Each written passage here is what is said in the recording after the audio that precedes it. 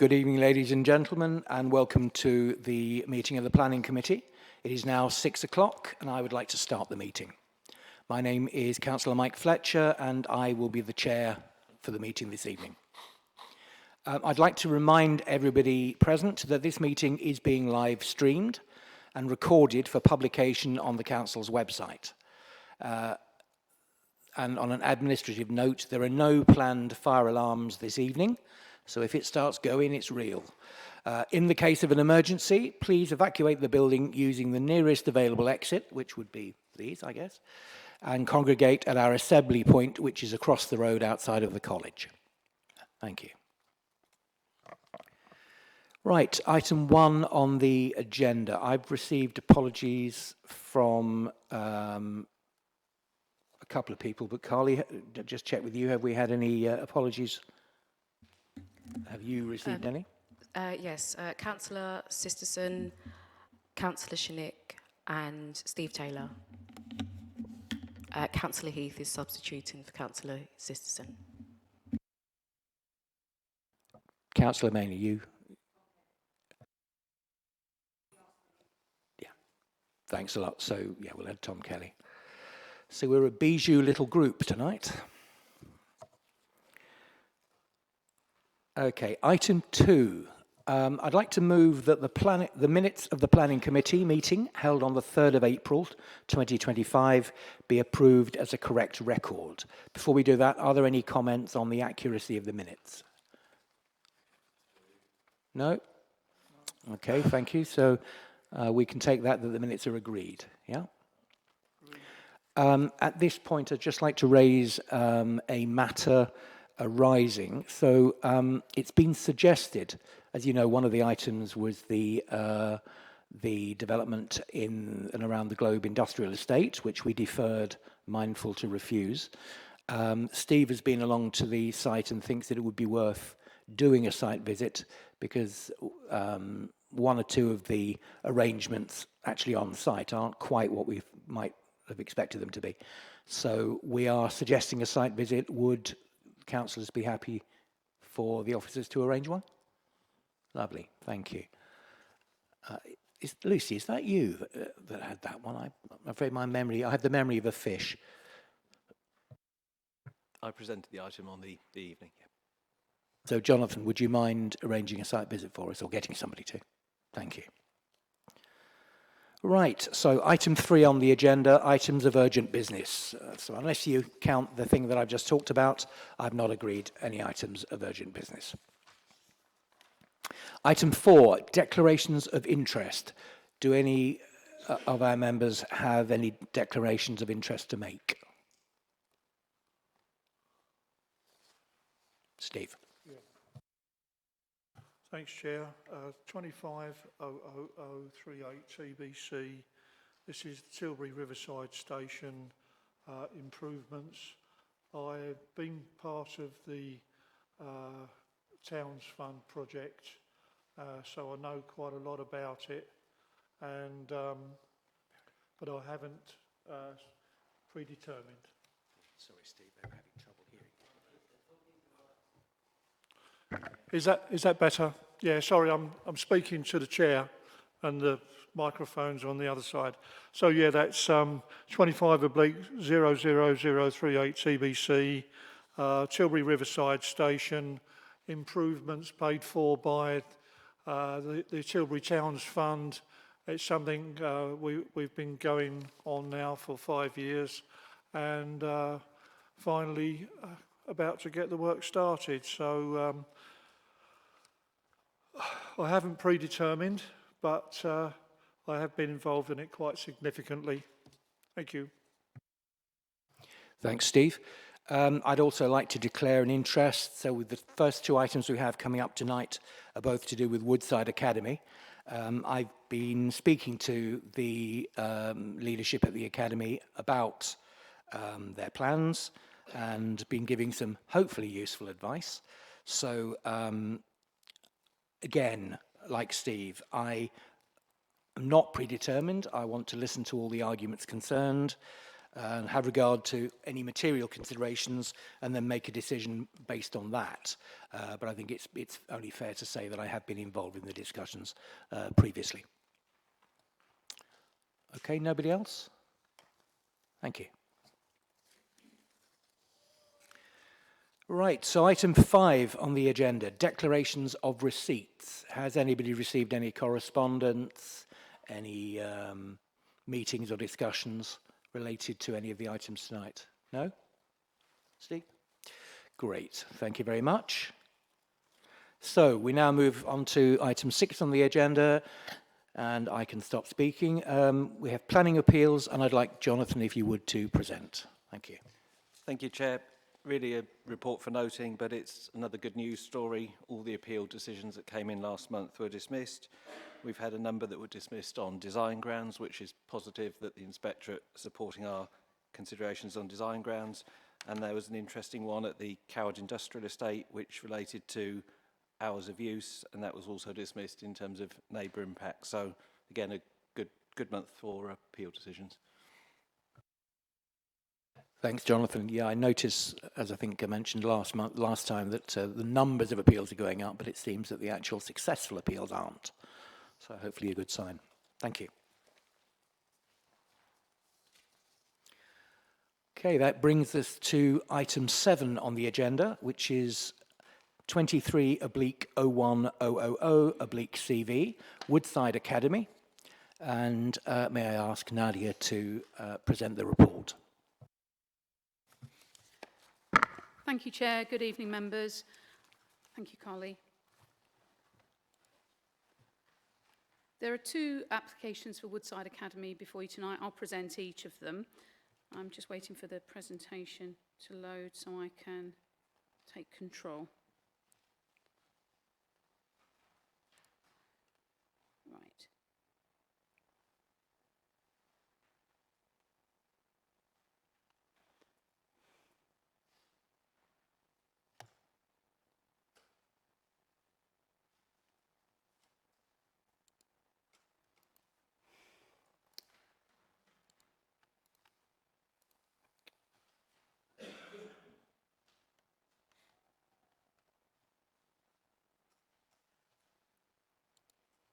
Bear with me. Right, okay. Hopefully that will appear on the screen. Shortly. Here we go. It just seems to be a couple of minutes delay, so apologies for that.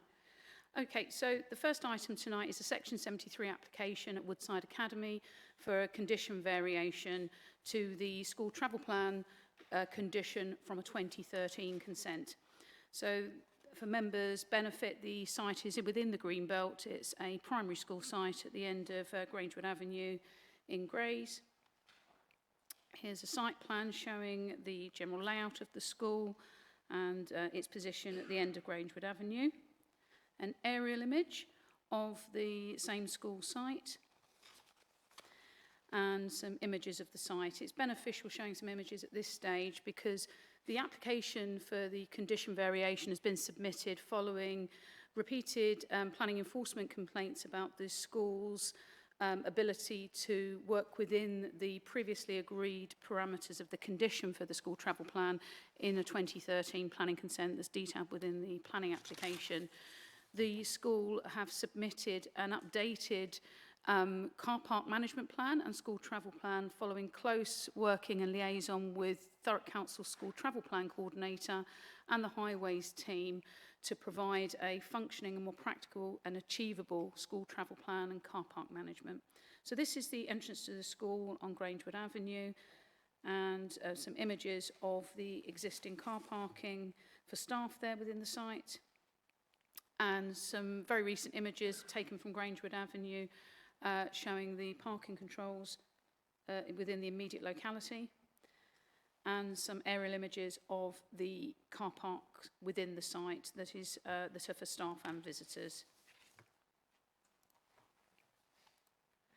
So, as I suggested and is detailed in the report, the school travel plan the new school travel plan has been compiled following close working with Thurrock officers And this details not only how the school will manage traffic, but also how they intend to promote and encourage walking buses from locations towards the school with the support of school staff, how they'll encourage the continued use of walking buses and their growth, as well as other measures such as cycling and obviously walking to school. There's been a lot of close working with the school in terms of promoting other sustainable forms of transport and to reduce the dependence upon cars for parents locally. As well as working with Thurrock, there's been work with the Safer Essex Roads Partnership to promote better road safety and other sustainable transport modes to and from school. Following the close working between the school and between the academy and highways and the school travel planning coordinator and myself, we've been able to work with them so they can produce an enforceable school travel plan that is achievable and actually provides those building blocks for the school to build upon for the betterment of the immediate area in terms of reducing traffic and increasing the sustainability of transport modes locally. As I say, it's not just a school travel plan, but a car park management plan, and we're able to support that within the application. And there is a very detailed condition in the recommendation for this Section 73 application, which seeks not only the implementation of both of those new documents, but also their regular review.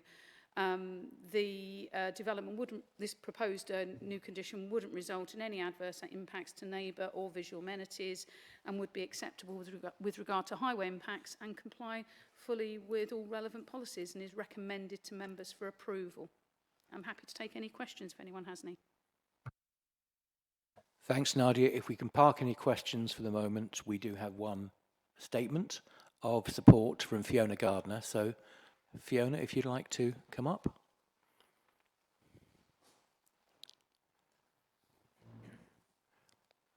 If you'd like to park yourself in this, just the corner seat, yes, please, the first one.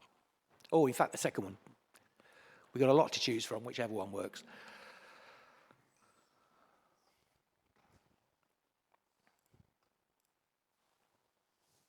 So what we'll do is we'll give you 3 minutes to speak. When you press the right-hand button on the microphone will light up and you'll be audible. So in your own time. Thank you. I'm here to request the removal of a condition from the 2015 school travel plan that allowed parental parking on the school playground. This arrangement has not proven to be a viable option, and after careful review, we have developed a new school travel plan and car park management plan that has been approved by Thurrock Highways and Thurrock Planning. The previous condition, which permitted parental parking on the school playground, led to several issues, including safety concerns, disruption to the normal functioning of the school day, as well as proving very unpopular with parents. The playground area, initially designed for play and outdoor activities, was not intended for vehicle use. This resulted in increased risks for both children and staff at pick-up time. After extensive consultation with Thurrock Highways and Thurrock Planning, we have developed a new comprehensive school travel plan and car park management plan that addresses these challenges and promotes safer, more sustainable travel options. The new plan includes improved measures for managing parental parking off-site, encourages walking and cycling, and introduces a more effective traffic management system that prioritises pedestrian safety. The school have reintroduced a popular walking bus, which now has approximately 50 pupils joining it daily, and have increased the number of extracurricular clubs, allowing for flexible and staggered drop-off and pick-up times. Thurrock Highways have reviewed and approved this updated travel plan, which reflects our commitment to providing a safer and more efficient environment for both our students and the wider community. We respectfully request the Planning Committee's support in removing the outdated condition related to parental parking on the school playground, as it is no longer practical or beneficial. The updated travel plan will better serve the needs of the school, the parents and the surrounding area, while reducing congestion on surrounding roads and ensuring the safety and well-being of all involved. Thank you. Thanks, Fiona.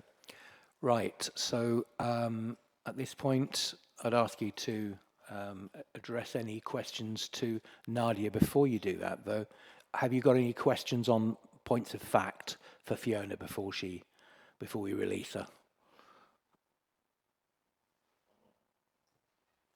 I'm not sure, but there is the new parking at schools plan that the working group have done. Are schools aware of there is a document now to help people like schools and things who actually could help you with plans? There's an actual, we've had a 12-week, 10-week was it? Yeah. 10-week plan, and there's an actual document that every school should have by. I don't know if you've got it, but that will help you with this walking buses. Everything's been gone over and over. There's recommendations for one-ways, blah, blah, blah. I don't know, is that part of, do we recommend that for planning, or does it become part of planning, or does anybody know about it? I just say it's, everything you've said is in that document. Bring it across to Nadia, if I may. Thank you, Chair. Through you, yes, the school are very much aware. The application has been submitted for some time now, and we've had several revisions to the school travel plan during the course of consideration of the application, and has included all of those most current measures, and the school are fully aware of that. Thanks both. Any other questions of fact? Thank you. So Fiona, you may regain your seat until we need you next. She might stay. Sorry, there seems to be some difference of opinion. Can she go? Can she not? I think she's speaking on the next item. So you're happy for her to? Apparently, we're quite happy for you to stay because you're speaking on the next item. So make yourself at home. Right. So any questions for Nadia on what you've heard? No? Okay. Then I'd like to move on to the debate. Any particular points that you want to raise? No? Actually, going back a moment to the question side, I think there is one question I wanted to ask you, Nadia, which I just noted on my paper. Are there any plans to brief residents on this new travel management plan, sorry? Thank you, Chair. So, as I say, the school has, it's as detailed within their car park management plan and the new school travel plan, has a lot of local engagement with local residents, and obviously many of those local residents are also parents who are walking and taking their children to school. So within the document, they identify various walking measures and road safety measures locally, so residents can be aware that there will be walking buses going to school, and school supervisors who are bringing groups of children to school from various points in the immediate locality. So the school are aware of the need to engage with residents and have been doing so, yes. But more specifically, is there a plan to brief residents to say this is how we're going to manage it from now on? Bearing in mind that the reason why we've reached this point is because there have been a number of complaints from residents which the school has not been in a position to address until it's got this plan in place. Yeah? No, I take your point. The school travel plan doesn't specify dates upon which it will or has notified residents, but I am aware there has been a lot of local engagement with immediate residents within the environment of the school, and indeed with parents. So they're trying to get that message out more and more to encourage more of these measures in a positive relation moving forward. But I don't know whether Fiona has more specific information in answer to your question there. Fiona, anything you'd like to bring up on that point? We were hoping to get a local community get together in the main hall at the school and invite all of our local residents and our parents, maybe do several of these because we won't fit them all in possibly, but we were actually hoping to do it if there is a positive outcome, to tell them plans and have them involved in the future plans of what we want to do. Lovely, thank you. I just feel that, you know, for a plan like this to work, and bear in mind we've got two schools in this area, both trying to do something similar, you do need the teamwork, I think, with local residents. Okay, so we've shot through the questions and we've shot through the debate. So does that mean you feel you are ready to go to the recommendation? Okay, so to read, the recommendation is that the Chief Planning Officer be authorised to approve sorry, I've lost myself for a second, that the Chief Planning Officer be authorised to approve permission for the development, subject to those items set out in section 16 of this report. All those in favour, please. Oh, I'm sorry, do we have a proposer? I'm getting rusty here. Gary to propose, and Aaron, you happy to second? Thank you. Right, now, all those in favour?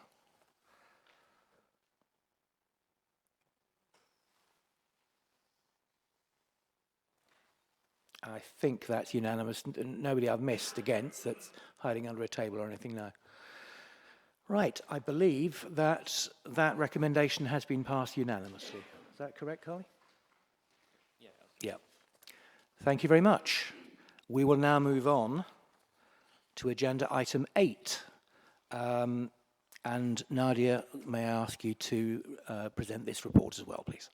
Thank you, Chair. This relates to a second application submitted at a very similar time by Woodside Academy in relation to new development at the school. I've held off bringing this application to committee until the Section 73 application was also ready, so both could be considered by members together. So, for the benefit of all, the site is located within the Greenbelt at the end of Grangewood Avenue in Grays. And the proposal seeks the removal of 2 classrooms within a demountable base site within the compound and collection of school buildings to be replaced by a 2-storey permanent block providing 4 classrooms at the site. You can see in the aerial image there oh, apologies, it's a little bit behind, I've just realised. There we go, I'm getting ahead of myself there. That's the location on the aerial image in front of you, showing the site of the proposed development, a 2-storey, 4-classroom permanent building that's quite modern and contemporary, and it would replace the modular unit that's currently on site, providing 2 classrooms in a single-storey structure. There's a proposed site plan showing the location of the 2-storey block. As I say, you can see it's enclosed within the U-shaped collection of buildings within the school grounds. The existing plans showing the 2 classrooms and the existing elevations showing the flat roof, very typical modular classroom base that's on the site at the moment. The proposal seeks to provide 4 classrooms, as I've indicated, principally to provide a new year group of 30 nursery school pupil places within the school to bring it up to a similar standard and level of provision to the other year groups within the school. In addition to that, the additional space provided by the other classrooms would enable the school to provide a more spacious setting for the existing pupils, particularly SEND pupils at the school. There'd be, other than that additional year group of nursery pupils, there wouldn't be any other new additional pupils using this facility or at the school. Here's some elevations of the proposal. Oh. We do have a bit of a lag here, apologies. Gosh. Right, so these are the proposed plans. In yellow there are the classrooms proposed on both ground and first floor with a canopy linking to the main school building. And here are some proposed elevations of the structure. As you can see, it's a flat roof structure with a modern contemporary finish. And some CGI images of the proposed new block in the immediate context of the school grounds. The proposal wouldn't be built on school playground space or any play areas, so there would be no loss of any play area for the school or the pupils. And as you can see, the appearance of the structure would be a welcome addition and replacement to what's there at present. Some images from the site. So this is the current modular base in the context of the school grounds. And a couple of other images of the same building.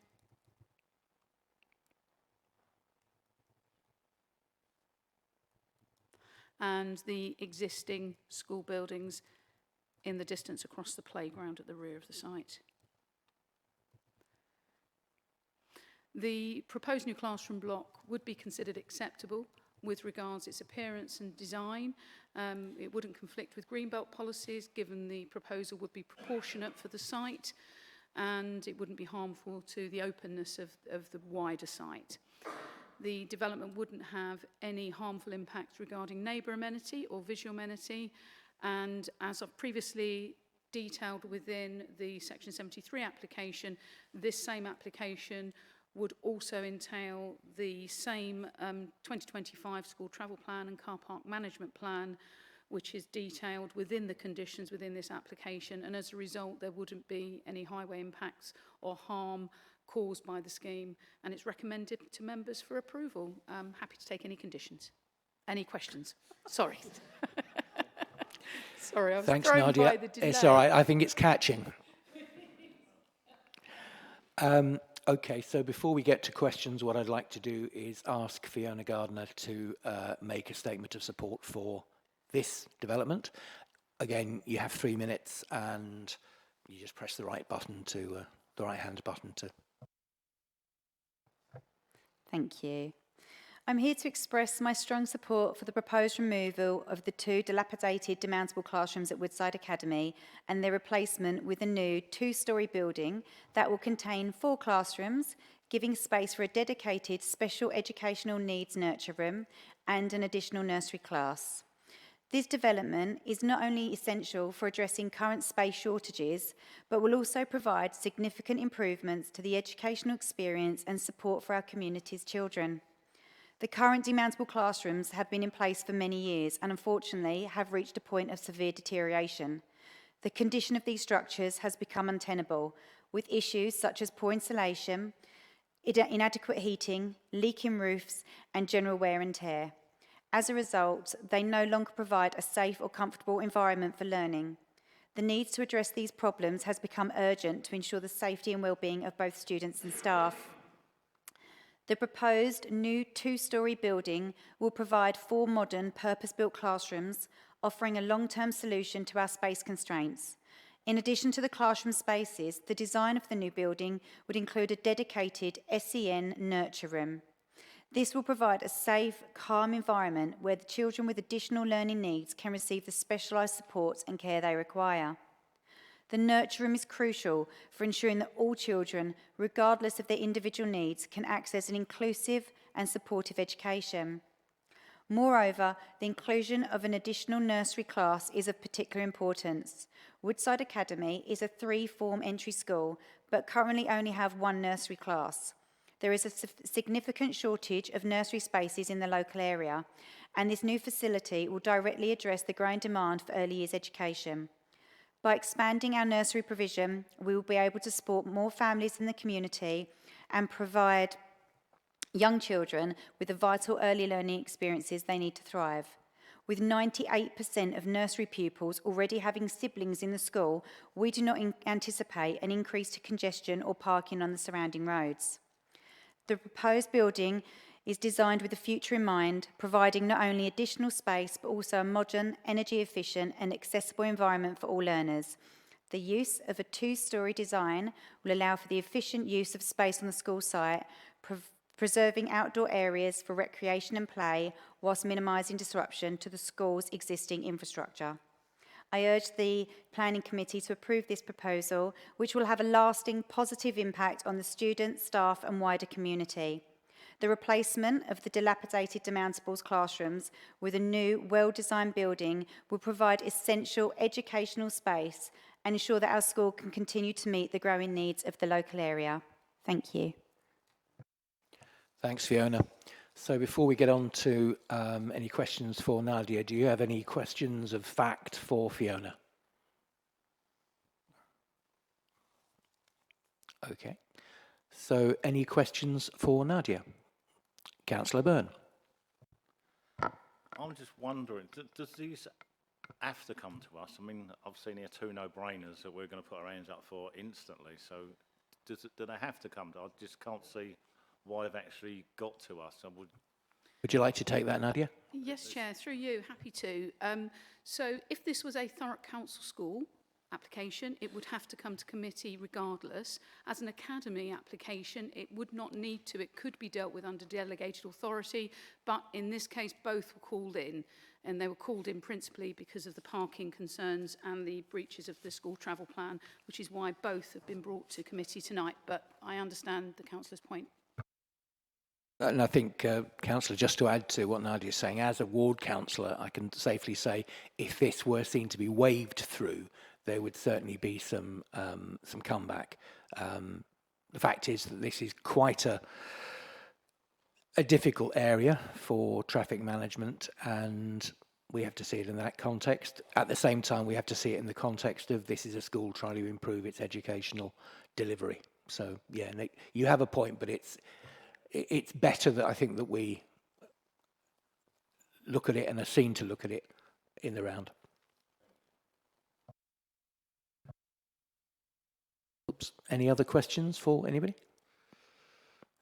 Okay, so debate-wise, any points that anybody would like to make? I mean, Gary, you've made the point that it's a no-brainer, which is certainly a valid point. But does anybody feel that there are other aspects we haven't covered? Councillor Green. For the once and only time, I think I agree with Councillor Byrne. If every school done exactly what we're seeing here, we'd be in a great place here in Thurrock, so it's a no-brainer. I think we should put this through. Thanks, Councillor. And I'd like to note that agreeing with Councillor Byrne is not necessarily a dismissible offence. Okay, so any other comments, statements? Right, so I believe we're in a position to move to the recommendation. So may I have a proposer, please, for the recommendation? Councillor Green? And Councillor Tilbury Steve. Councillor Lydiard as seconder. Thank you very much. So all those in favour, please.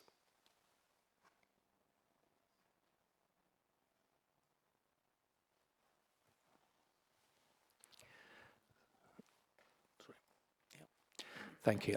So that recommendation, which I failed to read out, so I'm really having a great night tonight. So you can all see it, but for the benefit of those people in the audience, I'd rather read it out and make sure that we're all happy with it. So that the Chief Planning Officer be authorised to approve permission for the development subject to those items set out in section 16 of this report. And we're still happy with it, yeah? Just in case anybody were to come back. Well, thank you very much. That recommendation is approved, and we will now move on to... Oh, by the way, Fiona, you can now go back. Thank you. Right.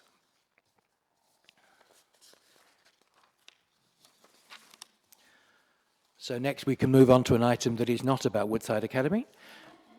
This is item 25/00038/TBC, Tilbury Riverside Station. And Lucy, it's yourself presenting the report. Yes, thank you, Chair. So this application is for full planning permission for redevelopment of Tilbury Pier Foreshore. It includes a number of elements, and these are listed in Part 1 of the Officer Report. These include improvements to the parking and bus area and upgrading of the park area.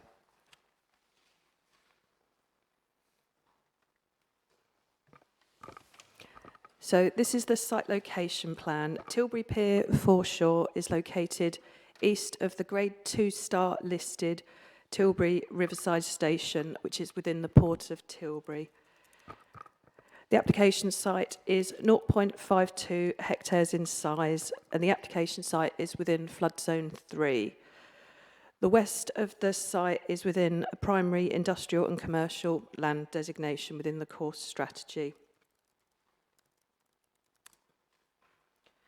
So this is an aerial photo of the site, and the site is just to the right of the centre, so just here. So this is the park, and then the car park and the bus area are here. So the surroundings of the site, other than the port, consist of a combination of industrial units and light industrial and workshops. The car parks to the west of the site are used as part of the cruise ship passenger boarding and landing, as well as luggage operations.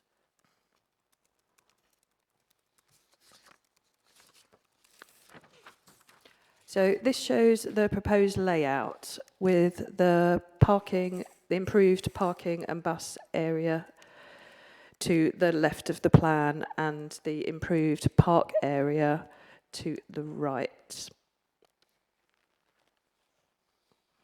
So this shows the proposed landscaping.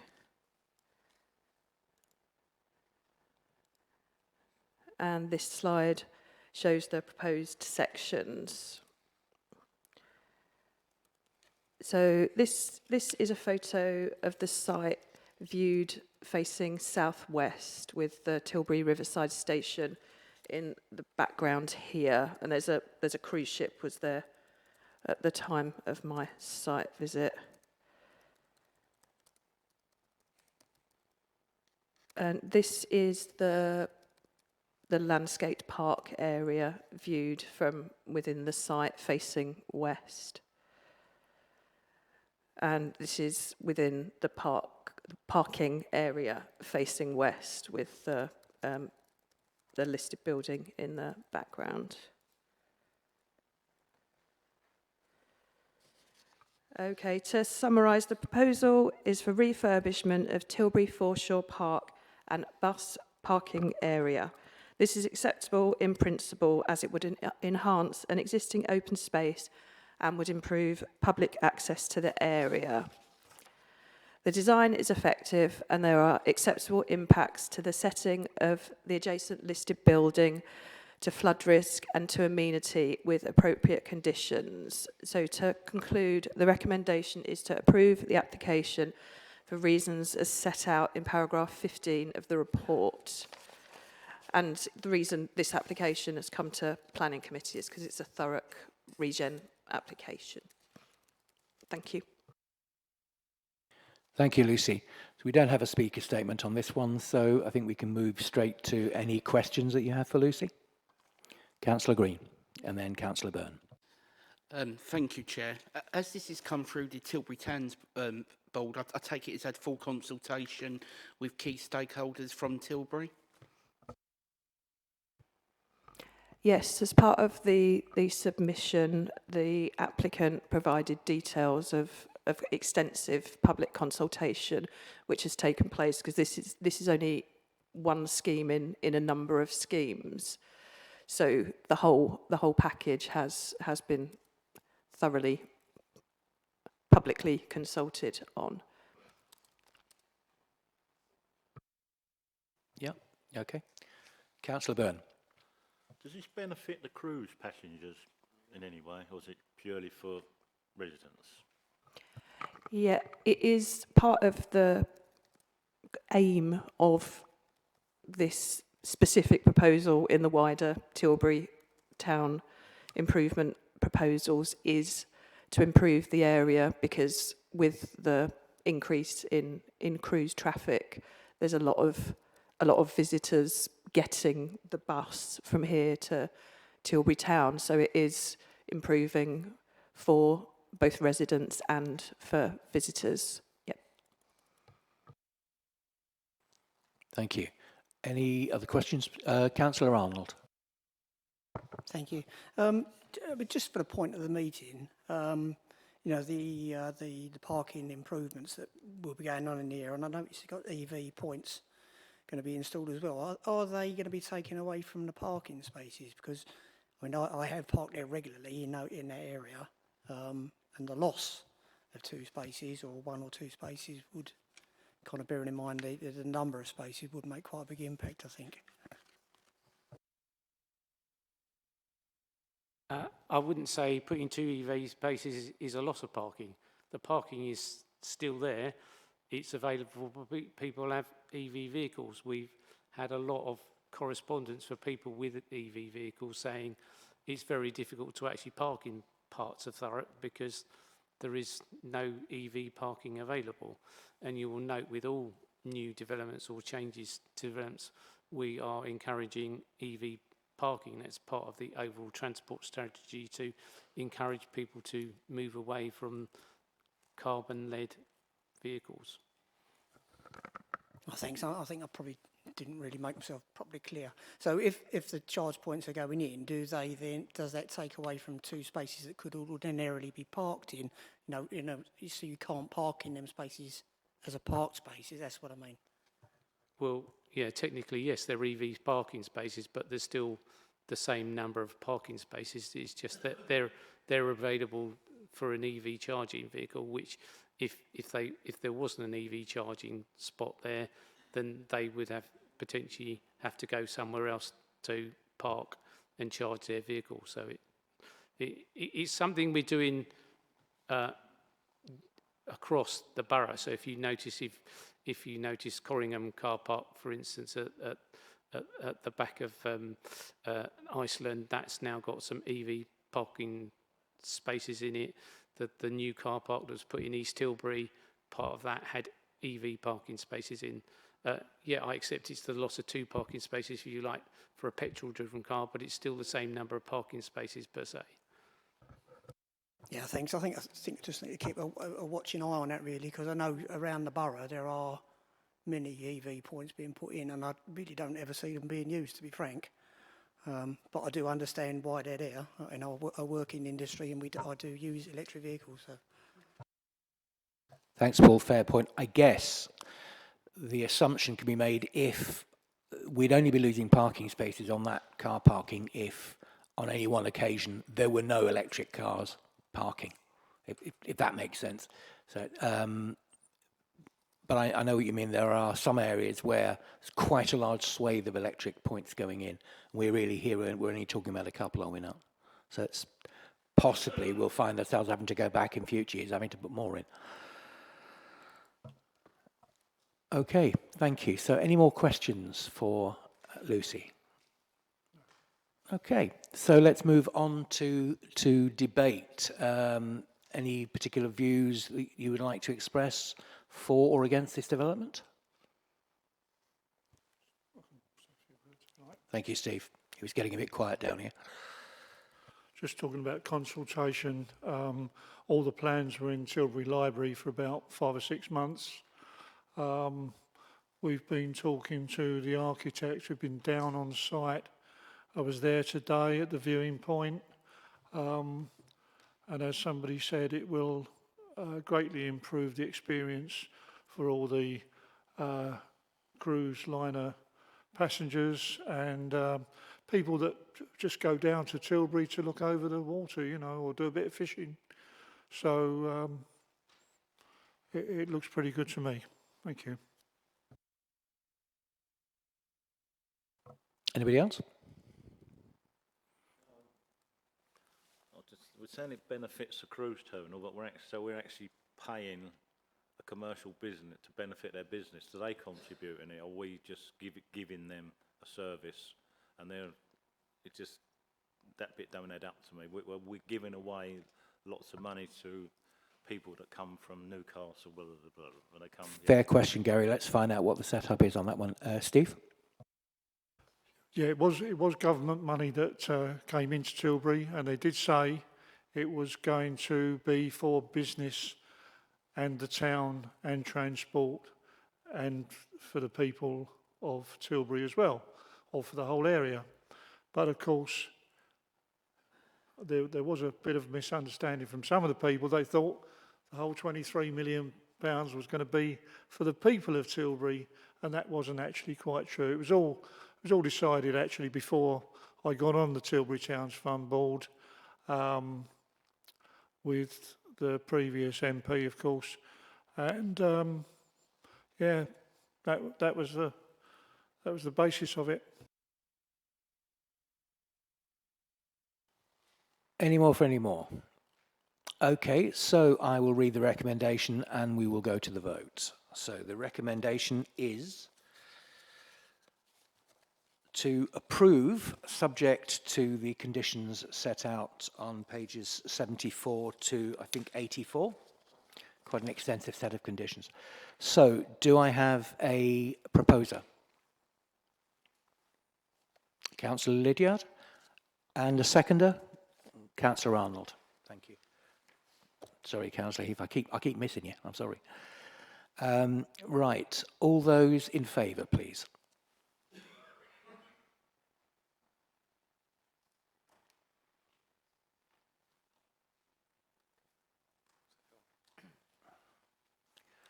Thank you. I believe that is again unanimous. So, recommendation approved. Thank you very much. Which moves us on to item 10. This is 21/00192/TPO at Grice's. Jonathan Keane, I believe you've got the report. Thank you, Chair. So yes, the application before you this evening on this site seeks permission to fell the preserved oak tree as it is considered to be responsible for subsidence damage to number 7 Saffron Close. So the tree lies within the curtilage of Grice's, the listed building, and the applicant is the owner of number 7 Saffron Close next door. So on the screen at the moment, the tree is approximately here where I'm circling with the cursor, and the applicant is at number 7. So we've got an aerial photo on the screen at the moment showing the tree and the relationship with the property to the east. So that's looking up North Hill, looking north on South Hill towards the tree in the background. And then that's looking south from the high road, and you can see the tree in the foreground of the picture. So documents provided with the application indicate that the tree is causing problems with the foundations at the property at number 7. The information submitted indicates that if the tree is felled and repairs undertaken, the cost would be in the region of £15,000, but if the tree is retained and underpinning undertaken, the costs would be estimated at around £45,000, and there may be further costs arising.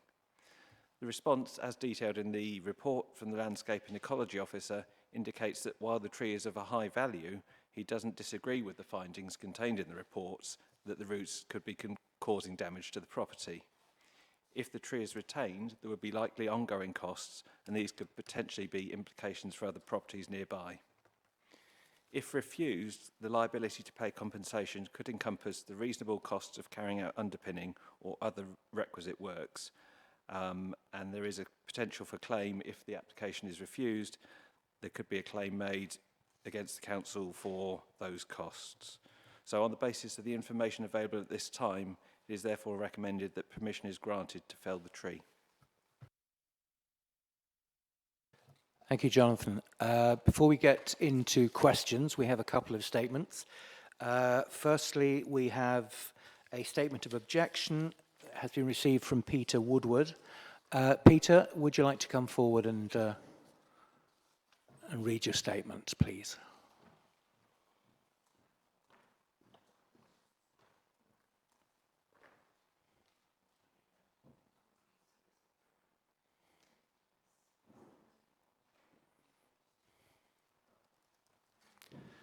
Thank you, Peter.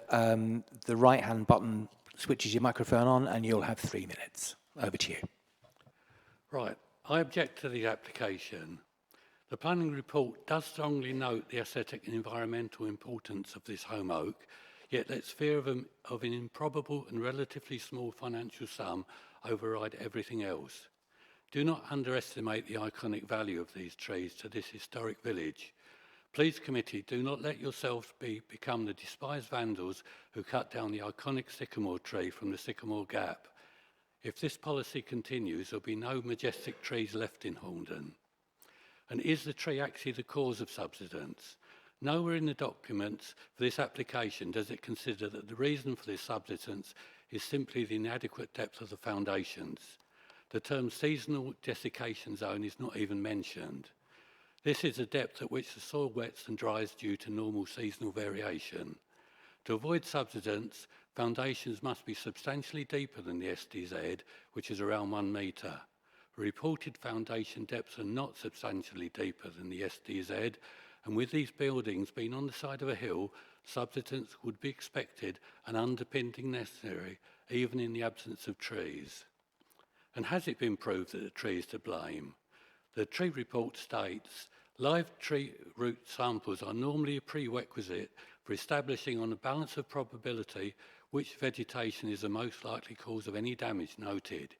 Yet they found no live oak roots in either of their 2 boreholes, and so on their own terms, this tree is not shown to be the cause of the damage.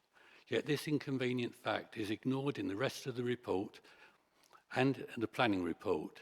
If it cannot be shown on the balance of probabilities that this tree is the cause of the damage, then how can refusal to allow its felling expose the council to liability? The tree report also says, if after the works have been carried out there is little improvement, this may mean the situation cannot be rectified by arboricultural means alone.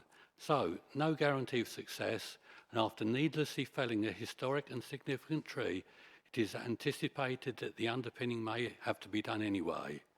The only guaranteed cure is underpinning, as was done successfully to number 6 more than 10 years ago. And anyway, the planning process is flawed because to allow public scrutiny, all documents of a planning application are published. If substance is alleged, it must also include an engineering appraisal report.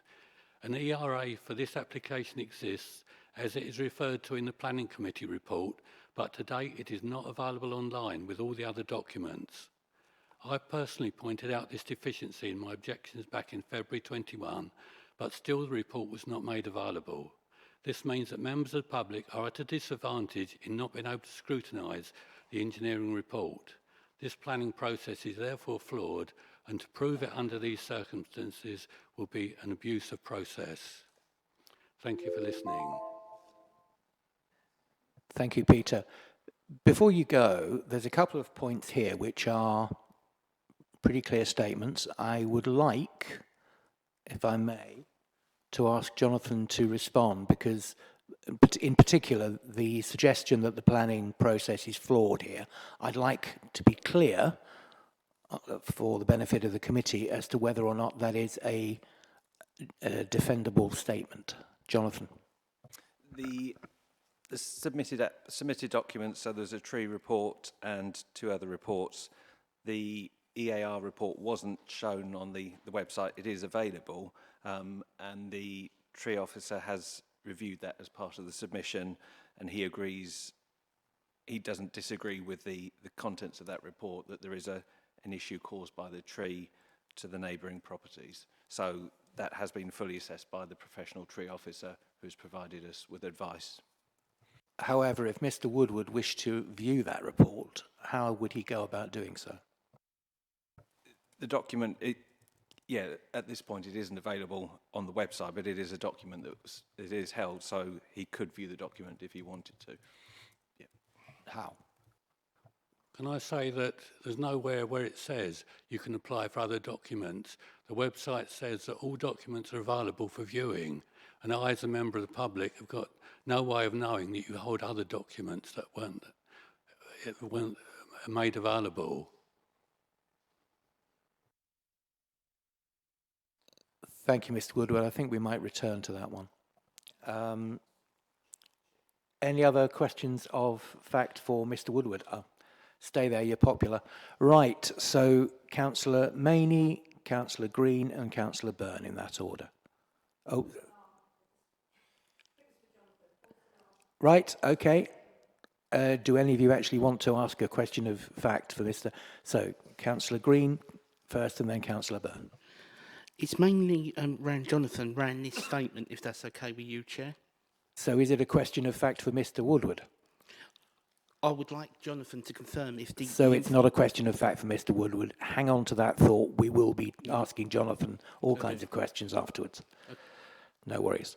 Councillor Byrne, is your question for Mr. Woodward or for Jonathan? For Mr. Woodward, first of all, say that is a great presentation, and it's all give us a lot of thought to think about. I mean, if everything you say, then at least we've got to move it on. If there's not enough info. Sorry, I hate to be a pain, Councillor Byrne. Is there a question in there? Yeah. Well, no, I was just going to say. Okay. Well, excellent presentation. That's lovely, and I'm sure that that'll sound just as good when we get around to the debate section. No worries. Okay, I think, Mr. Woodward, you can return to your seat, and thank you very much for your presentation. Can I say just on the record, my name is Woodard. There's no second I am W. so sorry. I've been... Is it me or is it what I've been... Well, whichever, whether it's me or whether it's the notes, we should be able to get your name right. Okay. So my apologies, Mr. Woodard, Okay. and thank you very much for your time. Thank you.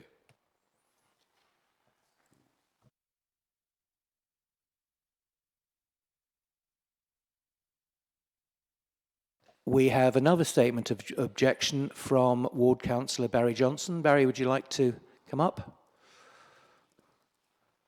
I won't explain the process with the button to you. You know all about that. You have 3 minutes from whenever you want to start. Thank you, Chair. I really was hoping I could speak before Peter because I'm not that eloquent. Just a quick reminder to the committee, and I'm sure you won't, but please don't lose the fact of the number of, or the public that are really against having this tree felled. I mean, it says in here 21. My inbox and telephone box would say a much larger number than that. But anyway, good evening, committee members, and thank you to the chair for allowing me, as ward councillor, to speak in favour of the retention of this tree. I quote from the accompanying report that this tree is one of the best specimens in the borough. And while I do not take any joy in the fact that number 7 Saffron Close is suffering from what is considered to be subsidence caused by this tree, I cannot help but wonder why a property some 20 metres away, distance away from the tree, is suffering from such damage, yet the property that is considerably closer does not appear to suffer from the same. The removal of this tree would substantially harm the character of this lovely conservation area, and indeed the surrounding areas, as it is very visible, as you've seen on the pictures. The whole report only ever considers the tree to be possible cause. Once again, I can't help wonder why this is the problem now, yet it wasn't in previous applications to fell. All this considered, it would be remiss of me to not state that should this tree be proven beyond any doubt to be the cause of subsidence to a property some 20 metres away, then yes, the application to fell should be brought back to this committee. However, I feel that with the current evidence, I cannot see that being a proven fact, and I would ask the committee to respectfully overturn officer recommendations to fell this wonderful tree. Thank you, Councillor Johnson. Before you go, any questions of fact for Councillor Johnson? In that order. Lovely. Thanks, folks. You may return to your seat. Thank you. 2 seconds, councillors.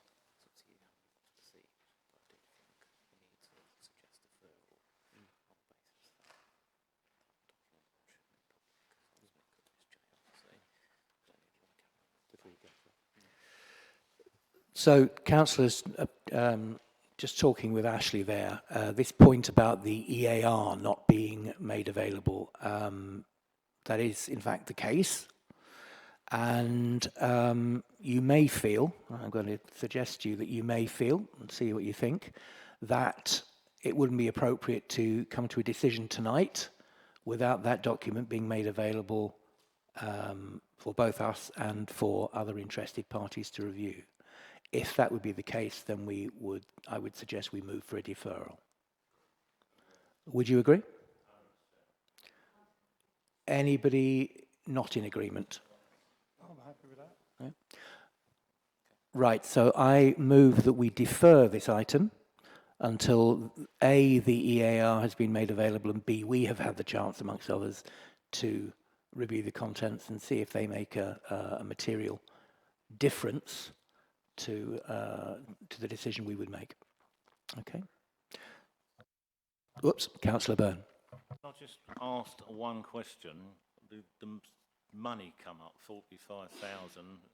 Is that, should we even take notice of that? I mean, it's a tree. You can't put a value on a tree as far as I know. So what I'm going to suggest, Councillor, is that it's a good point, and it is one of the points I would like to see discussed. Money? I just want to know the reason why we mention money. If we're going to defer, we defer. If we're going to discuss, we discuss. So if we've agreed to defer, that I think will be one of the points that will come up when we do debate this.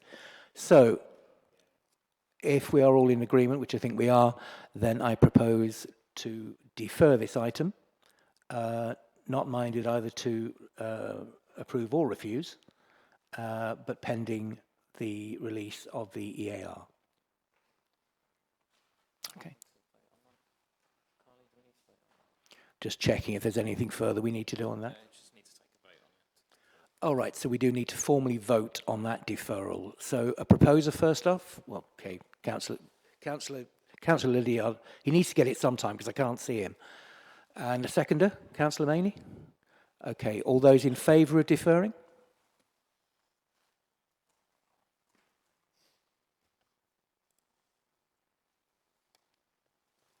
Thank you. So that proposal is carried unanimously.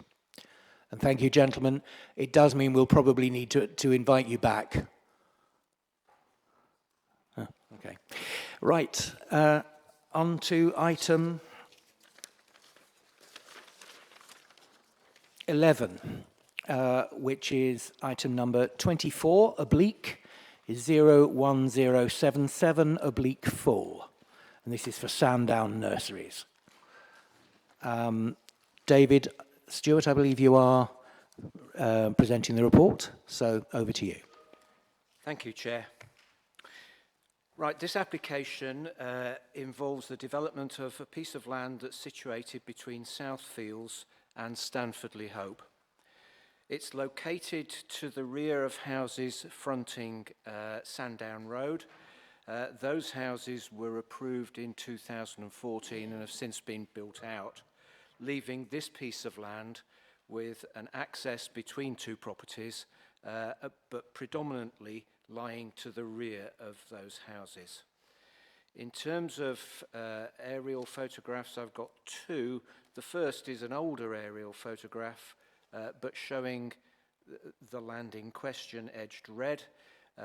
You'll see that there are no vestiges of the previous nursery. This was part of the former Sandown nurseries. I believe that it was cleared of all infrastructure when the houses on the frontage of Sandown Road were approved. In terms of the development itself, access between two houses running into the land to the rear, and then turning through 90 degrees and running south-easterly adjacent to the western boundary of the site. You will see from the site plan here that the land is surrounded on three sides by existing residential properties, on the north, on the east, and on the southeast sides. The western boundary faces the fields immediately to the west, and there is a clear demarcation between the nursery site and the surrounding fields with existing vegetation in the form of fairly sparse tree cover.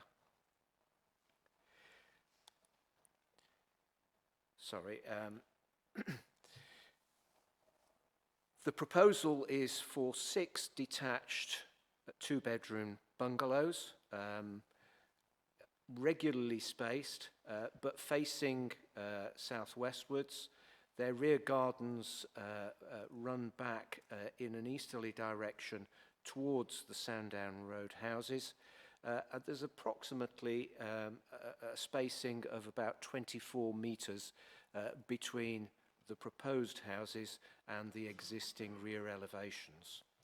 The site is also set down, and you'll see that in the photograph in a minute, but the other factor to note in terms of the proposed layout is that there is a buffer strip between the rear gardens of the new houses and those of the existing. That buffer strip is laid out to provide biodiversity net gain and suitable habitats to satisfy the BNG requirements. In terms of the houses themselves, fairly straightforward. They're brick built. They have a brick plinth, set on a brick plinth and set under a pitch and tiled roof. All the units are exactly the same. Some may be handed, but otherwise the same, which is entirely acceptable. And this slide shows a street scene. It shows how the development is set on a site which is much lower than the houses fronting Sandown Road. And the photographs, which I'll briefly run through, these two photographs show views down the road on the left-hand side and up the road towards Stamford Road on the right-hand side. These other views show the access between the two units on Sandown Road, shows the relationship of the land with the rear of the existing properties on Sandown Road, and the third shot is across the site towards the southwest, towards the countryside beyond. This site was the subject of an application in 2022, which I believe was refused in 23. It was refused on Greenbelt grounds, on the grounds that it formed unacceptable backland development, and there was insufficient parking on the layout of that scheme. Since that date, there's been a major change to legislation regarding where the MPPF introduces the concept of grey belt. This is considered to be a grey belt site where development would not have an adverse impact on the wider purposes of the green belt beyond. It doesn't exhibit the same adverse impacts on immediate surrounding properties, so it's not unacceptable backland development. And in terms of parking, this now has more or less the right provision of car parking. Each of the houses has 2 spaces per unit with 2 visitor spaces. Technically it should have 3, but we regard this as being largely acceptable. So on that basis, the development is recommended for approval, but subject to a large number of conditions. Thank you.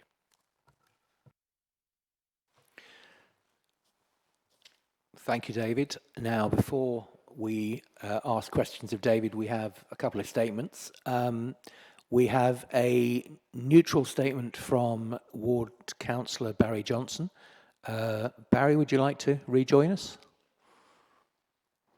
And my apologies, I could have actually let you stay there, couldn't I? I'm just thinking we did it for the previous person and we didn't do it for you, so hopefully you don't see it as discrimination. When you're ready, you have 3 minutes. Thank you. I certainly won't be taking 3 minutes, Chair. Just good evening, and thank you for the Chair for allowing me to speak as Ward Councillor this evening. As I said, I really won't take much of your time. Members may recall myself speaking against the previous similar application back in, I think it was 2023, as I felt it was probably a little bit too large and the access was not particularly good, although I did not feel at the time that the site was completely wrong for residential buildings. This application certainly is slightly smaller, and I believe more effort has been put into the access point, but I called it in because I wanted it to be decided by the committee. People who live here in Thurrock, people who I think have a much better idea of whether it's right or wrong. So as you said quite clearly, I am neutral on the application. That's really all I have to say. Thank you, Councillor. Any questions on points of fact for Councillor Johnson? If I may just ask one question, Councillor. So the access was one of the points that you were unhappy with last time. In your view, what about this application makes it less objectionable? In my opinion, where it comes through the 2 buildings, where it turned, it just turned too sharp. It was too small. There just it just didn't look right. It didn't feel right. I believe with one less property on there as well, it's allowed to have that wider turn, and it looks as though it's a proper road. You know, Thank you. Thank you, Councillor. Okay, and thank you very much. You're done for the night.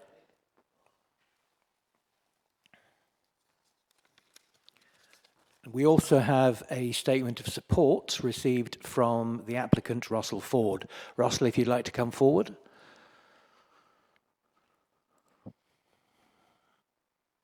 And we'll plonk you down on that end seat there, or second from the end, I think, has been the hot seat tonight. It's the button on the right, and you have 3 minutes. Thank you, Chairman. I'm actually the agent for the applicants. I'm a chartered town planner, and this is an application we've made on their behalf. Sorry, Russell, so just sort of check, you are Russell then? I am Russell Ford. Right, we've got that bit right. But I'm not the applicant. Thank you. It's recommended for approval, and the issues are set out in detail in your report, and you've had the presentation, so I'll just summarise some key points. There have been significant changes since the earlier application for 7 bungalows, which was refused October 2023. The change in national policy in December 2024 fundamentally changes the designation of the site to that of Grain Belt, and the proposal is no longer regarded as being inappropriate, hence very special circumstances are no longer required. In design terms, we have listened to the previous criticisms, reducing the number of dwellings and reorganising their layouts. The access road actually went directly behind the houses before, whereas now it runs along the southwestern boundary, which enables lots of small iterative changes which make this less dense far superior in its amenity and technical performance. Highway and parking parameters are satisfied. It's enclosed by housing on 3 sides.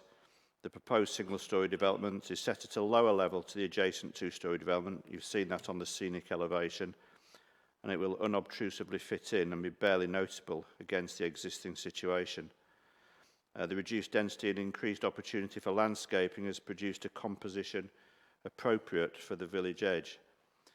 There's a 210% biodiversity net gain, that being an additional requirement since the first application, and our achievement is 200% greater than the basic minimum. Overall, the development is regarded as being sustainable by definition. There are no other issues that count against it, including those raised by third parties, which, for the avoidance of doubt, have been overcome. The proposal represents appropriate development in the Greenbelt. It satisfies your local policies and constitutes sustainable development in accordance with the national framework.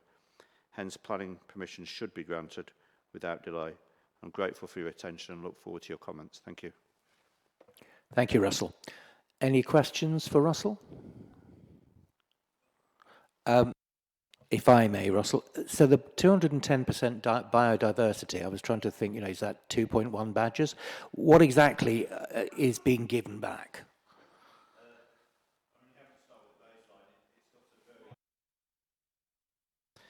The site has a very low baseline. It was just a monoculture of grass, and so against a very low baseline, you don't have to do amazing amounts to increase that by 10%.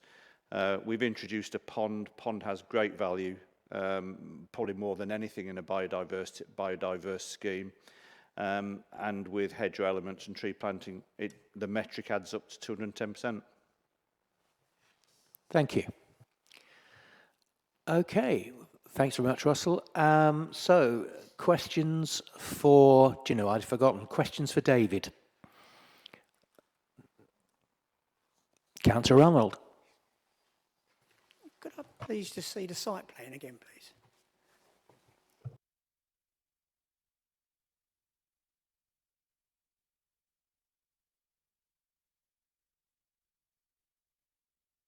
All right, thank you. Yeah, I just I couldn't remember what the central space was used for, but it's kind of like a parking space or kind of some kind of whatever. The drawing in the agenda is actually the wrong one, I think. It's yeah, we've asked for further details of the turning head as part of the conditions, because there's a long arm beyond what appears to be the formal turning head before you reach 2 parking spaces. I think it can be shortened and rationalised, but that's partly why we've asked for further details.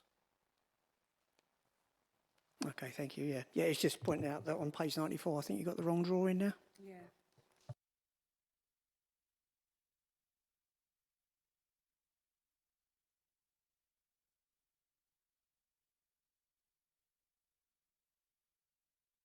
Sorry, you wanted the site plan?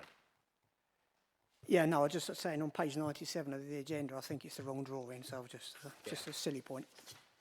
Beg your pardon. Thank you, Councillor. Councillor Maney next, I believe. Thank you, Chair. Am I looking at 7 properties on there? No, you're 7. looking at 6 properties. Okay, can you go back for me, please?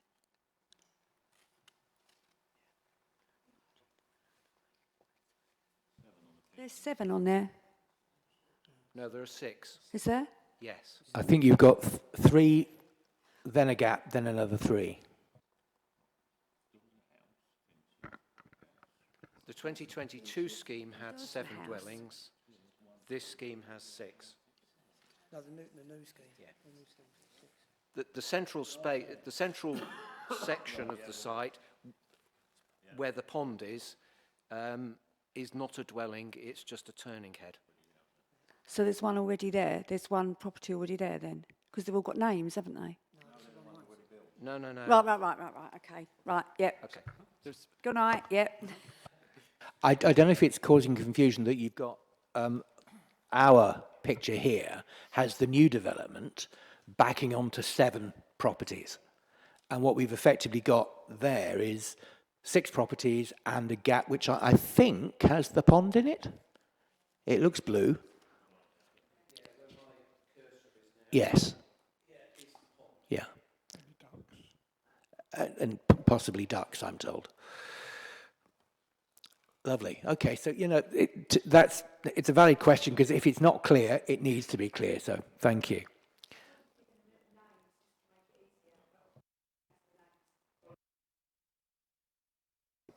I hadn't even seen the names. So I hadn't even got that far. Okay. Just to John, clarify, there are 7 properties. So the application site is the red line area. You're right, there are 7 properties with names on. Those are the original properties that were built in the sort of 2013. Yeah.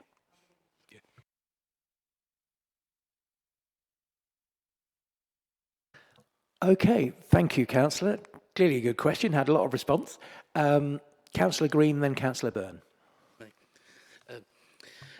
I've got a few questions. Regarding the buffer strip, how watertight is that in the application? We're not going to be when I say that, we're not going to be coming back here in 5-6 years' time to say you want to remove it to put more properties on there.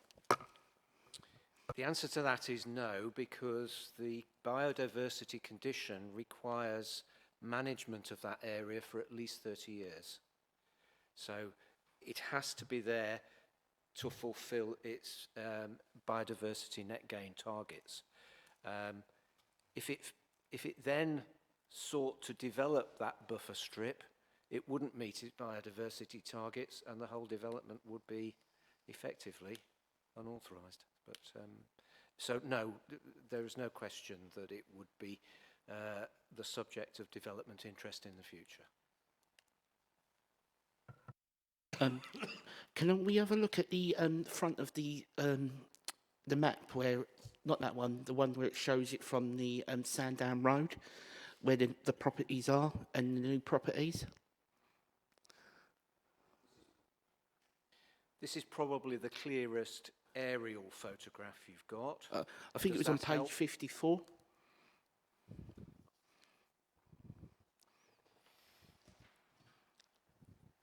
Other way. Other way. Is that the one, Councillor, or is there a different one? No, there was a page 54, I think I wrote down there, I realised what it is. That one. Sorry, yeah. So, that picture shows that the new development, is that from the new development or the old? So the houses you see in front of you is the new development. Those are the single-storey units. What you see behind those units, all of which have red roofs, by the way, what you see behind those units are the existing 2-storey houses that have been built in Sandown Road.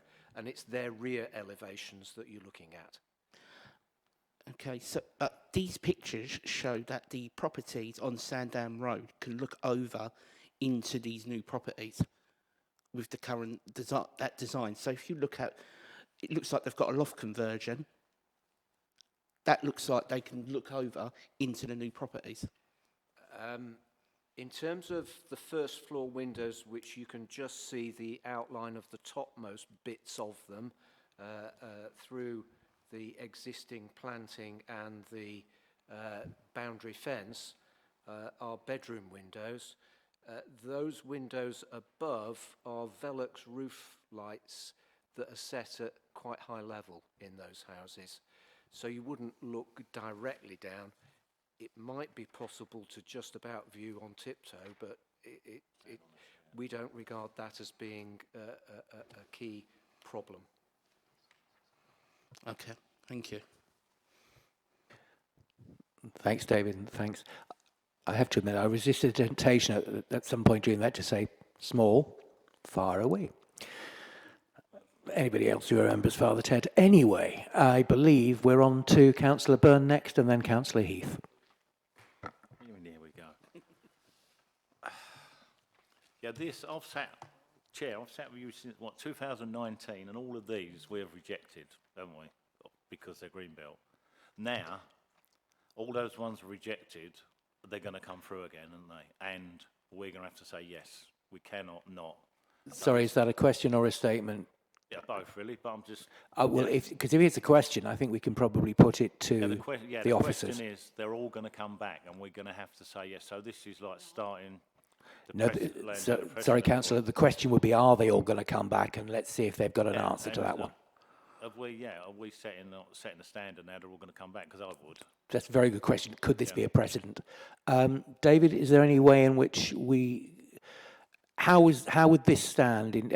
How does this leave us in terms of perhaps people deciding that they would want to resubmit previously rejected applications? The short answer is that as officers, if they did come back, we would have to reassess them. And we have to reassess them against the criteria that are set out in the MPPF. So the first thing to determine is it grey belt land? This is a case where we determined that it was grey belt land, and there are specific requirements that we have to look at in order to satisfy that requirement, and that's set out in the MPPF. The second element to the test is that does it have a significant impact on the Greenbelt? And this is a site where it's surrounded on three sides by residential property, where we've determined that it doesn't have a significant impact. There's a clear differentiation between this site and the surrounding wider fields. So we're pretty happy that there isn't a significant impact. Just as a generality, yes, there will be many people looking at their sites where they've had refusals in the Greenbelt, where they're hoping that it might be reassessed and indeed might be approved. There may be other schemes that do fulfill all the requirements of the MPPF. But it's very difficult for me to comment. But it does throw into question that we will be under pressure from quite a number of owners who've experienced previous refusals. Thank you, David. I think Dan wants to come in as well. It's a good question, by the way. I think that needed to be asked. It is, and this is more on the general point you were making, Councillor Byrne.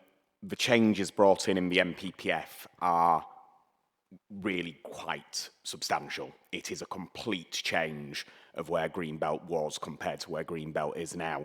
And just to give you one thing maybe to have in your mind when you're thinking about how big this change is, something that you'll know there's 5 purposes for the Greenbelt. One of them is protection of countryside. That purpose does not stop something being defined as grey belt. So if the only reason is for protection of countryside, that isn't one of the three purposes of the green belt that stops it being grey belt. So yes, the answer is likely lots of people will want to see how this new policy applies. So because I'm going back years, but I've got the 127, the 128, we have rejected every single one down it. And now, from memory from some of them, there's going to be a hell of a lot that we have to say it's grey belt. So it's going to happen, isn't it? So yeah, just if I may say, rambling. Councillor, they may well come back, doesn't necessarily mean they'll succeed.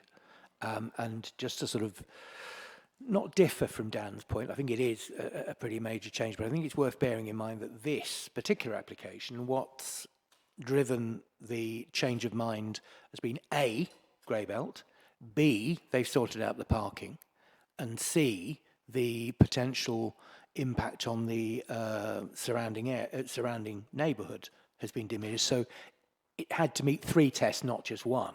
So I'm very much with you on that, potentially this could open the floodgates, but I don't believe this necessarily means that anything that comes through, a lot of the tests still remain. It's just in effect where we were at one point able to say it's greenbelt, that's it, end of. That, I think, is what's changed, if that's a reasonable comment. But great question. Yes, Chair. Jonathan. Yeah. Just coming in on Councillor Burns' point again, because I know Ash wasn't here when some of those were considered, and I know Daniel wasn't here when we looked at some of those. David set it out very clearly and very well for you tonight. This is a very constrained site on three sides with the housing, and you've got the hedges to the west, which basically makes it a small rectangle. The sites we've looked at off the A128 and A127 in the past have been sort of more in open fields where the very different tests and very different assessment would apply. So I think if those came back in again, as I said, there would be a very thorough assessment looking at whether it's grey belt, and then even if it is grey belt, it may still be harmful to the green belt.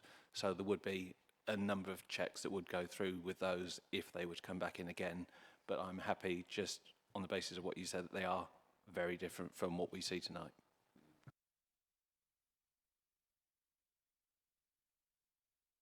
Do please ask a further question, Councillor. You're allowed. Yes, so if an application comes through, then will it be a new one, or will you look at it was rejected, or will it be a totally new thing that you have to decide whether it's green or grey? Will it be forget what's happened and this is a totally new? Yeah, we would make the decision or the recommendation as of 2025, start from scratch, go through the core strategy, go through the MPPF, run through the various grey belt and green belt tests. So yeah, it would be back to zero again, yeah. Thanks, Councillor. I believe Councillor Heath is next. Thank you. My question goes back to Councillor Green's question about the buffer zone, the biodiversity. You said that somebody manages that to make sure that nothing's built on it or it's not taken away. Who's responsible for the management of it? The applicant has to put forward a biodiversity gain plan in which the management of that ground is firmly established, who's responsible, etc. At the current stage, we don't know, but that responsibility lies with the owner of the land until he decides to sell it, if he's going to sell it, of course. Sorry, David, just to build on Councillor Heath's point. So between now and when the application, well, when the development gets underway, does that mean, so you say it's the owner's responsibility, is it his responsibility to deliver it or his responsibility to name the person or organisation who's going to take that on? Whoever actually builds out the site has a responsibility to notify the authority of how the land is to be set out in detail, how it's going to be managed, and who is responsible for that management. We just have to wait and see until we're informed. Councillor Heath again, and then Councillor Green. Thank you. So if the land is sold, does the new owner then have to tell you who's going to be responsible for managing it? What I'm concerned about is it's going to get stopped being managed and then there's going to be buildings on it or whatever. The answer to the first part of the question is that whoever seeks to discharge the condition has the responsibility to name the organisation that will manage it. If that subsequently changes, then there will be a requirement to notify the authority of that. In terms of will management cease, if it did cease, we have powers through enforcement to ensure that condition is met.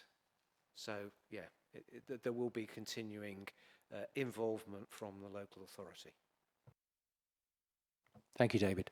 Councillor Green? And is that enforceable? So if they don't do it, can we enforce? Yes.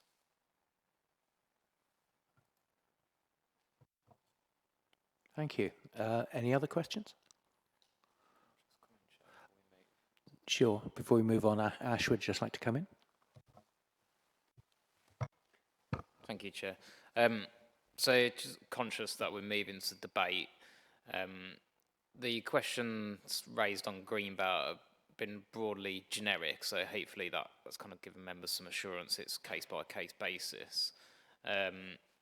Within the report which David's prepared, there's quite a thorough assessment of the Greenbelt. I just want to check before we move to debate that there's no questions from members on that content of the report. It's fine if there isn't, but I just wanted to sort of check that.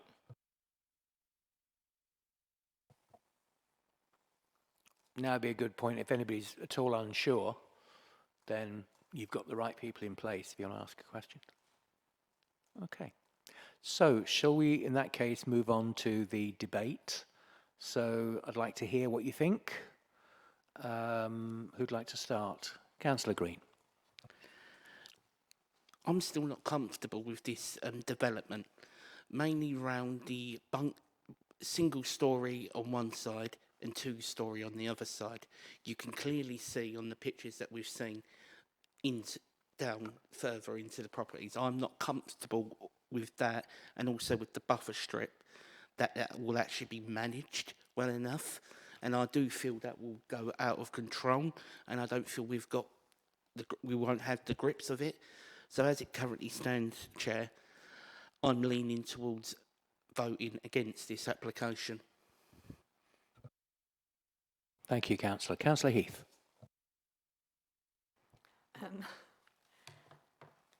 I'm the opposite. I think the development does look good, and with the two-storey houses behind, I think that is good for them, because they're not. It looks like, I don't know the area, but it looks like there's fields sort of that they're overlooking, so they're not losing that. So yeah, I mean, for me, I think it does look a really good development. Thank you. Councillor Lydiard. Yes, I think the development is a good development. It gives us another 6 properties towards our target, so very happy to support it. Thanks, Councillor. Anybody else? Councillor Byrne. Yep, I'm with that, supporting it. We've got, that seems again, another no-brainer, and there's a lot. We rejected a lot, which think, why is that not going through? I mean, it's not going through because it's Greenbelt, so there's a lot of great opportunities to put a lot of houses in that are really not going to affect much at all. So yeah, I'm for it. This is a start of good things to come, hopefully. Thanks, Councillor. Anybody else? Councillor Maney. Thanks, Chair. Then Councillor Arnold, sorry. It's probably going to come as no surprise to people in the room that I find this smashing and crashing all over our pleasant green land deeply unedifying. And now we've moved from previous good quality green belt to a miserable grey. Bothers me a lot. It really bothers me a lot. But we have reduced this application, didn't we? It was originally 7, wasn't it? And now it's 6.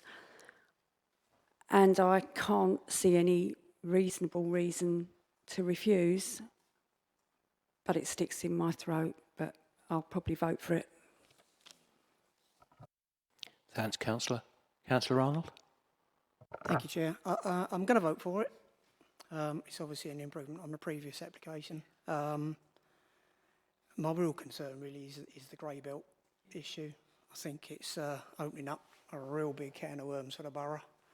You don't really have to cast your mind too far to think of a couple of applications and other sites which we're probably all aware of that will probably come back. It's just, I can't remember what the quote was, but it's surrounded by houses on 3 sides. I mean, my golly, there are an awful lot of sites that are surrounded by houses on 3 sides, aren't there? So I think we're in for a rough ride. Thanks, Councillor. Just before we move on to the vote, if I can summarise. So effectively what we're saying, I think, is that if I can split it out, we have comments on the specifics of this site and comments on the general side. On the general side, I think we've quite reasonably got concerns that a lot of the developments that we've knocked back in the past could come back to haunt us. That is a possibility. Certainly there's no point in denying that the rules have changed.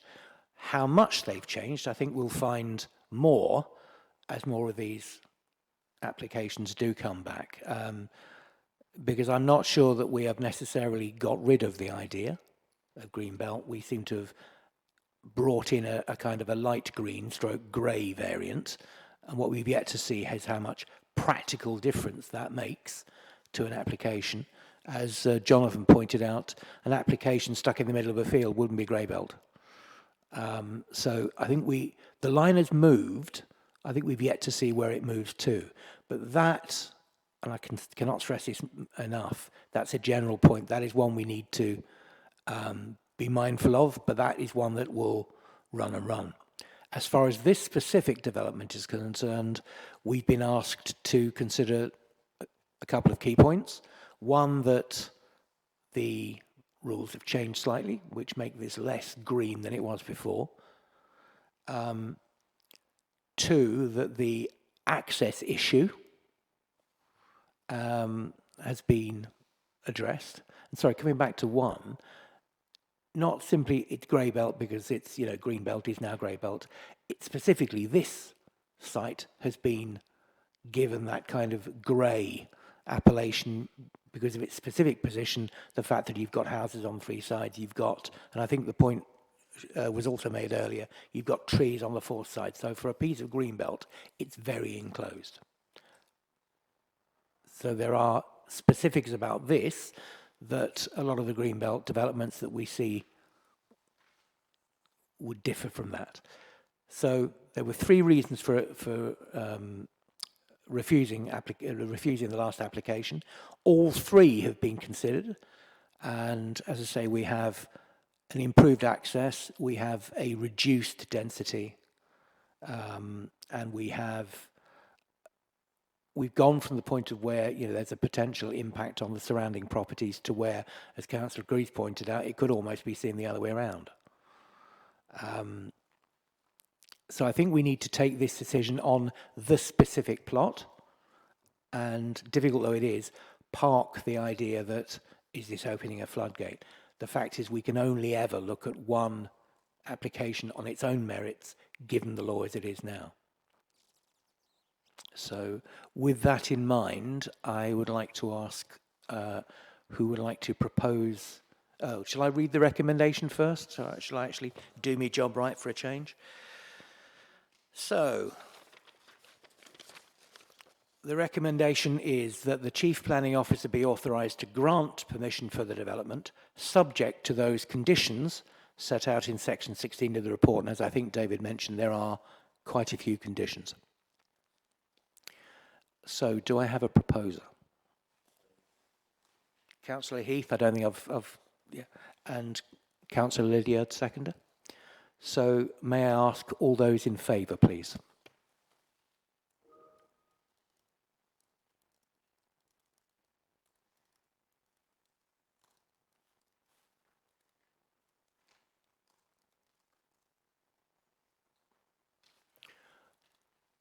Thank you. You can put your hands down. All those against? And any abstentions? Thank you very much, folks. As I say, I think on the more general point, a lot of further discussion to be had. We will be having a rearranged training nugget on the question of grey belt, and I think it's one that we will find incredibly interesting. But thank you very much. The recommendation has been approved. Right. And with that, we have, oh, sorry, Councillor Byrne. Are you closing? Well, I was doing, and then somebody Right. interrupted me. I was just going to say it's end of term and say thanks for doing a great job for the year. It's not the best of pleasant jobs, it being a chair of anything. So just say thanks for the year. We all appreciate it. Yeah. Thank you very much, and you'll all be getting your tenors in a brown envelope shortly. We love you, Mike. Yeah, before I start blubbing, thank you very much, ladies and gentlemen, for your time and your energies, and I am now closing this meeting at 19:41. Thank you.